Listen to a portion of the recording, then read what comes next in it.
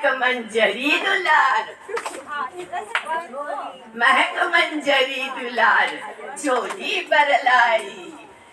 हे निशा अक्षी रक्ष केंद्र, निशा अक्षी रक्ष केंद्र, रीता सुचिता गजेंद्र, कविता सविता नरेंद्र की डाली। हे लक्ष्य सुने दिव्यालय में उमंग, हर्षित है ये तरंग, ऊर्जा है अंग अंग, खुशियाँ उड़ाई। ऐ गुरु दीदी नैन प्यार, छंद ज्ञान की बहार, साधक बन खड़े द्वार, मौलिक गहराई है, साधक बन खड़े द्वार आएंगे। नहीं ठीक है बस ऐसे ही।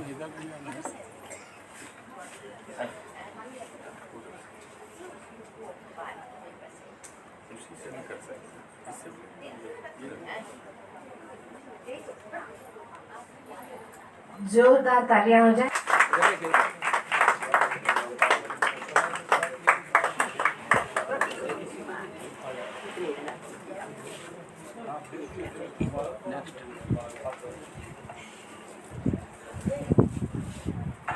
मैं आदरणीय राधिका सरावगी जी को मंच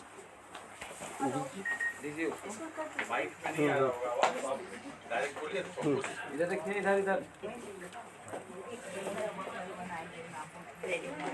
तथा आपकी साझा संकलन अपने विशिष्टता के कारण Asia book of world record में शामिल हुई। 8 से 10 साझा संकलन में आपकी उत्कृष्ट रचनाएं प्रकाशित हो चुकी हैं। आपकी और देखिए सौभाग्य, आज हमारे बीच में कर्नल साहब भी उपस्थित हैं।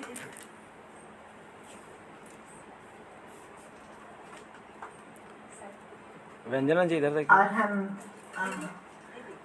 विकास जी से अनुरोध करेंगे कि हमारे दिव्यालय में पुनः आप अपना अमूल्य समय देकर हमें गौरवान्वित करें।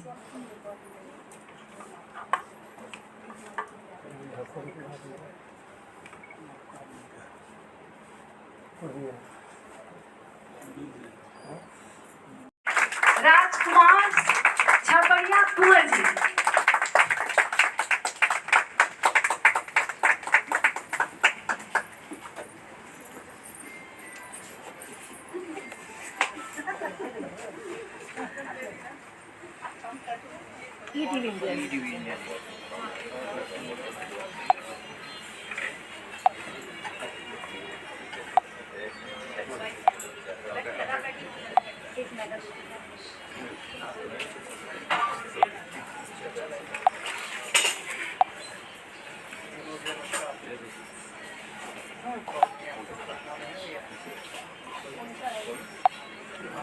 आज के प्रोग्राम के बारे में बताइएगा, क्या प्रोग्राम है?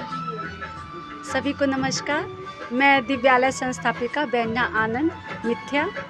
आज का जो कार्यक्रम हो रहा है, यह कार्यक्रम दिव्यालय महाकुंभ हम लोग आयोजित किए हैं और विशेषकर हम लोग का एक स्वप्न था कि राजधानी में ये कार्यक्रम हो और ये सपना आज हम लोग का साकार हुआ। और इस कुंभ में दिव्यालय परिवार की बहुत सारी साधिकाएँ भारत के कोने कोने से आई हैं और सब में बहुत ही उल्लास है। दिव्यालय एक ऐसी संस्था है जहाँ पर हम छंद के माध्यम से दिव्यता को प्राप्त करते हैं, दिव्य पथ पर चलते हैं। और इस दिव्यालय की खासियत है, हमने साहित्यिक बहुत सारे लोगों को देखा होगा, साहित्यकारों को देखा होगा, लेकिन इस साहित्यिक पटल का एक ऐसी एक विशेषता है कि जहाँ सिर्फ और सिर्फ वो महिलाएं हैं जो साहित्य से किसी कोने कोने तक उनका कोई वास्ता नहीं था।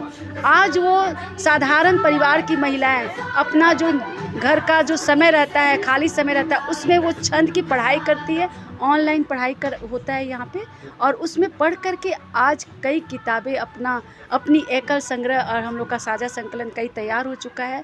और इससे हमारी बहनों के माध्यम से जो एक किताब निकली थी, एक विविधता में एकता, वो अभी एशिया बुक रिकॉर्ड में इस साल दर्ज हुई है। आज उसी का सम्मान भी होगा। तो ये हम लोग के लिए, मेरे लिए, दिव्यालय परिवार के लिए बहुत गौरव की बात है कि ऐसी महिलाएं जो छंद से बहुत दूर थी, आज छंद में रचना लिख रही हैं, छंद कलम के साथ, शब्दों के साथ खेल रही हैं। तो आप लोग का ही बहुत बहुत धन्यवाद देती हूँ, हमारे मीडिया भाई का। केवल आज जो कार्यक्रम हुआ है, इस तरह के संस्थान के बारे में क्या कहेंगे? बिहार में कितनी इस सबों की जरूरत है? नहीं, बिहार में हर ऐसे व्यक्ति की ज़रूरत है जो सकारात्मक सोचता हो, जो समाज के लिए सोचता हो और जो प्रसन्न हो, सकारात्मक हो। तो आज मैं बड़ा प्रसन्न हूँ, दिव्यालय एक साहित्यिक यात्रा के वार्षिकोत्सव में आकर यहाँ पर ऐसे लोग मिले जो साहित्य में रुचि रखते हैं, समाज में साहित्य के माध्यम से परिवर्तन के बीज बो रहे हैं।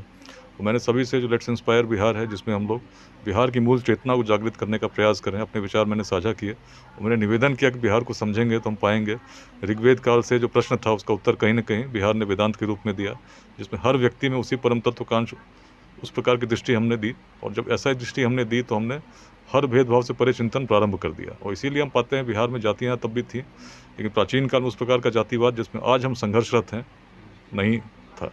यदि रहा होता तो आचार्य चाणक्य भी चंद्रगुप्त की जाति खोजते और नंदवंश का उदय कहाँ होता। तो उस बिहार, जिस महान बिहार से हम लोग आते हैं, आज उसी प्रकार के चिंतन को यदि हम पुनः धारण करते हुए शिक्षा, समता, उद्यमिता, इन मंत्रों का प्रसार करते हैं, उसमें योगदान करते हैं, निश्चित बिहार बदलेगा। हम अक्सर चिंतित होते हैं जब देखते हैं बड़ी संख्या में हमारे युवा बाहर जाते हैं छोटी सी नौकरी के लिए, पढ़ाई तो छोड़ दीजिए, कोचिंग तक के लिए। लेकिन उस बिहार में यदि हम परिवर्तन करना चाहते हैं तो हर वैसे बिहारी को जो कुछ दे सकता है साथ जुड़ना होगा।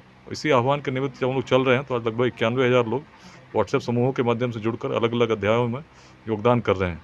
आज आपके बीच पटना में हूँ, यहाँ से छपरा जा रहा हूँ, अलग अलग जिलों में मैं यात्रा करता हूँ, शनिवार को, रविवार को। प्रयास यही रहता है कि हर वैसे बिहारवासी को जगा सकूं जो बिहार को कुछ देना चाहता है। सर, अगर प्रयास की बात करें तो बिहार का स्वर्णिम इतिहास जो है वो फिर से दोहराने में अब कितना साल लग सकता है?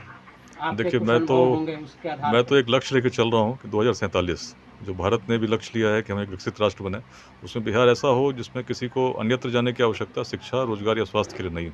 और इसमें सभी का सहयोग चाहता हूँ सामाजिक रूप से, क्योंकि सामाजिक क्रांति जब आएगी तभी बड़े परिवर्तन होंगे।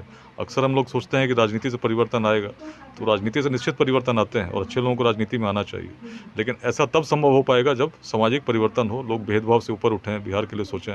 इसी प्रयास में लगाऊँ। सर, एक आखिरी सवाल, लेट्स इंस्पायर बिहार से लोग कैसे जुड़ेंगे? बहुत आसान है, अब तो सोशल मीडिया एक बड़ा माध्यम है, बहुत सारे पेजेस बने हुए हैं, उस पर जाकर मैसेज कर सकते हैं। एक मिस्ड कॉल नंबर दिया हुआ है, उससे भी आप जुड़ सकते हैं। जो लोग जुड़े हैं आपको जोड़ लेंगे, और वेबसाइट भी है, उस पर भी जाकर आप लॉगिन कर सकते हैं। Thank you. वीडियो को लाइक करें, शेयर करें, सब्सक्राइब करें और तमाम तरह की खबरों से जुड़ने के लिए बेल आइकन को ज़रूर दबाएं। धन्यवाद।